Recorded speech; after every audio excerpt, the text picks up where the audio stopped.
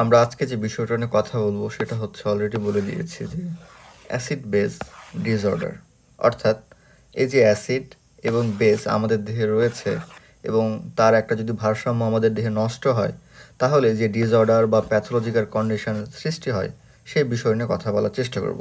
আর মূলত এটা আলোচনা করা হয়েছে এবিসি অফ বায়োকেমিস্ট্রি যে বইটা আছে সেখানে, এবং এটা মোস্ট প্রবাবলি হচ্ছে 16 নম্বর চ্যাপ্টারে অ্যাসিড বেস ব্যালেন্স নামক চ্যাপ্টারে সেখানে আলোচনা করা হয়েছে আমাদের অ্যাসিড বেস ডিসঅর্ডার, যাকে সংক্ষেপে আমরা এ বি ডি দিয়েও প্রকাশ করে থাকি।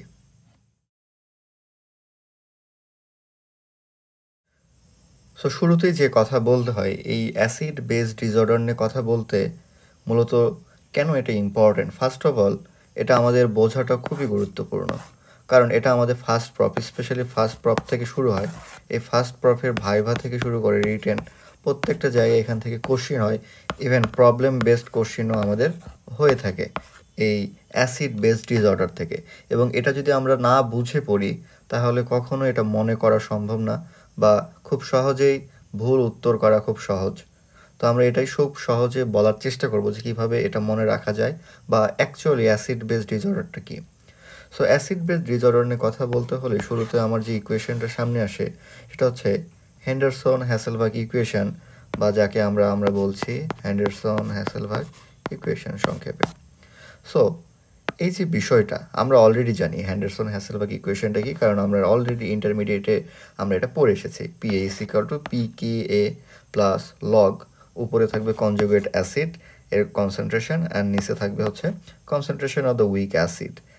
এবং এটা আমরা যেহেতু মানব দেহের জন্য চিন্তা করছি, তাহলে এই কনজুগেট অ্যাসিড এবং বেসটাকে বা উইক অ্যাসিড এবং কনজুগেট যে বেস আছে সেটা আসলে মানব দেহে কী আছে সেটাতে আমরা রিপ্লেস করতে পারি।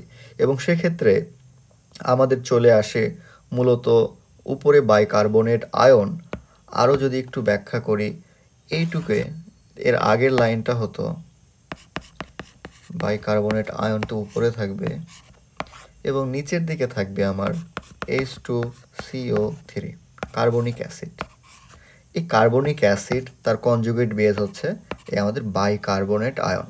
এবং সেই বিষয়টাকে এটাকে যদি আর একটু সিম্পলিফাই করি তখন আলটিমেটলি আমরা কার্বন ডাই অক্সাইড পাবো, কেননা আমরা জানি কার্বনিক অ্যাসিড থেকে কার্বন ডাই অক্সাইড আমরা পাই বিক্রিয়ার মাধ্যমে, এবং সেখান থেকে শুধু আমরা partial pressure of carbon dioxide নিয়ে কাজ করব।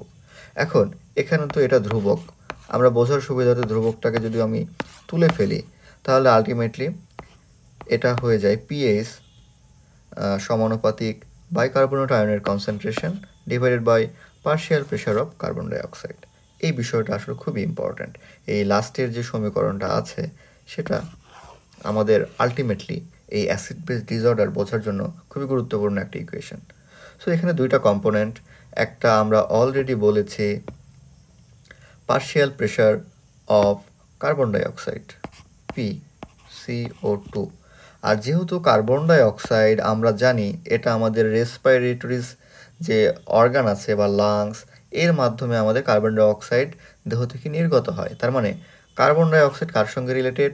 আমার রেসপিরেটরি সিস্টেমের সঙ্গে রিলেটেড।